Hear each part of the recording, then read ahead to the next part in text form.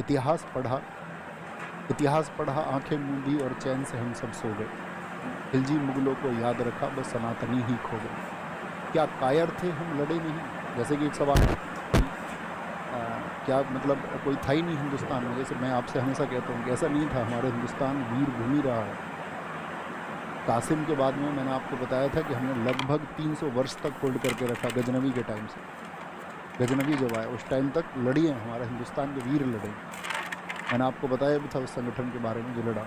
तो क्या कायर थे हम, लड़े नहीं?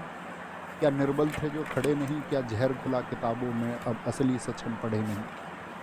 आंखें खोल, तेरे सामने सच्चाई है, खून बहा है और लाशें भी बिछाई हैं। सनातन जिंदा क्यों? क्योंकि पुरखे कभी झुके नहीं। जौहर की लपटें इस बात की गवाही हैं। जौहर की लपटें इस बात की गवाही।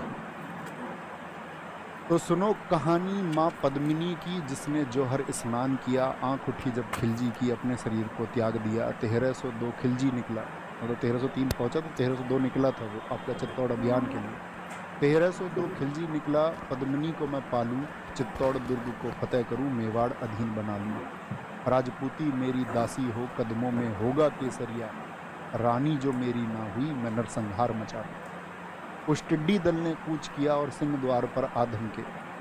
तंद्राए सिंह भी गरज उठे, फिर एक लिंग की जय गूंजे। उस कुत्ते की क्या बिसात जो सिंही के संग सोना चाहता। आज मरेंगे मारेंगे, आज मरेंगे मारेंगे। मेवाड़ी सैनिक धधक उठे, ललकार उठी कि जाकर के मलेच्छों का सीना फाड़ो। जितने जमीन के ऊपर वो उतने ही भीतर गाड़ो। बजा युद्ध घोष, तलवार उठी, रावल के सैनिक टूट पड़े। घोड़े से घोड़े भिड़ गए और हाथी से हाथी उलझ पड़े। पेट के अंदर छुरा भौंका, हंतड़ियाँ झट से निकल बाहर और हाथ कटा, आंखें धरती भी लहू लुढ़की। रक्तपात हुआ ऐसा कि बहाड़े की सेना कांप उठी। हाथ कांपते थे थर थर, टांगों के बीच से धार बही। धरती होगी लाल सुराही, कण कण वीर बखान करें। एक लिंगरा बेटा या खिलजी हाहाकार करें। रावल सी सेना साम महारी पार पड़े को। जात दिखाई खिलजी ने, शांत हुई माँ रणचंडी। फरमान आया चित्तौड़ की महारानी को दिल्ली भेजा जाए। ये तब की बात है जब मतलब मैंने कहा ना उनको कैंप में कब्जा कर लिया। मतलब ये फिक्सन है, इसमें बहुत सारी चीज़ें मैंने कहा जो कहानियाँ हैं उसी के आधार पर उसको गाया गया। मतलब वो ज़बरदस्त है। फरमान आया चित्तौड़ की महारानी को दिल्ली भेजा जाए, वरना रावल सीस को धड़ से अलग थल फेंका जाए। संदेश सुना सरदारों ने, आंखों में रक्त उतर आया।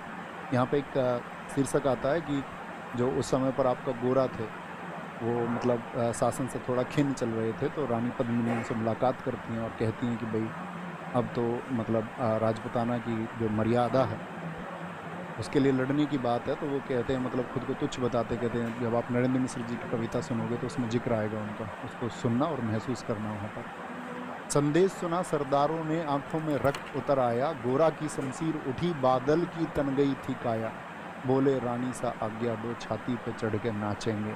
जितने भी आएंगे एक एक करके काटेंगे। दिल्ली पहुंचा दूत, बोला पद्मिनी मिलने राजी है। 700 दासियां संग लिए सुल्तान से मिलने आती हैं। उछल पड़ा सुल्तान जगह से, उछल पड़ा सुल्तान जगह से। खुशी का कोई ठोर ठिकाना ना रहा। महल सजा दो, इत्र लगाओ, मिलन की वेला आई है। मिलन की वेला आई है। और डोलों में तो वीर छुपे थे, किसी को ना कोई शंका थी। खिलजी की छाती पर चढ़ के फूकनी उसकी लंका थी। मेवाड़ी वीर किले में आए, नरसंहार मचा डाला। एक अकेला 10 को काटे, मौत का खेल रचा डाला। रतन सिंह जी जब आपका कैद में हो तो उसको कहते हैं रतन सिंह जी को मुक्त किया। गोरा सिंह उनकी ढाल बने। घोड़ों पर रावल निकले, बादल दुश्मन का काल बने। काका और भतीजा दोनों ऐसा रण दिखलाते थे। काका और भतीजा दोनों ऐसा रण दिखलाते थे, जिस दिशा में वो निकल पड़े लाशों के ढेर लगाते थे। बड़ा हर्षाया था जफर खान। गोरा सिंह गर्दन काट जफर खां बड़ा हर्षाया था। धड़ से जफर मोहम्मद काटा, खिलजी भी घबराया था। कहते हैं कि जब गोरा आपका जो धड़ उनका जो गर्दन कट गई तो उसके बाद में उनका धड़ तलवार चलाता रहा और जफर खां का उन्होंने गर्दन काटा। गढ़ में पहुंचे महाराणा, जिन पर आज आंखों में पानी था। पद्मिनी रावल देख रही कुछ ही शेष बचे मृत्यु सर पर खेल रही। तो इसका वो है जब आपका कॉन्टेक्स्ट की मतलब उसके बाद में तो उनको वो मुक्त करा के ले ही जाते हैं। तो सुनना तुम इसका मतलब जरूर सुनना एक बार। गोरा बादल खूब लड़े वो खून बड़ा अभिमानी था, रजपूती माताओं ने हंस हंस कर बेटे वारे थे, धर्म के खातिर लड़ने में मेवाड़ का ना कोई सानी था। लाखों की सेना ले खिलजी मेवाड़ गया था, पर्वत सा सीना ताने परबल चित्तौड़ खड़ा था।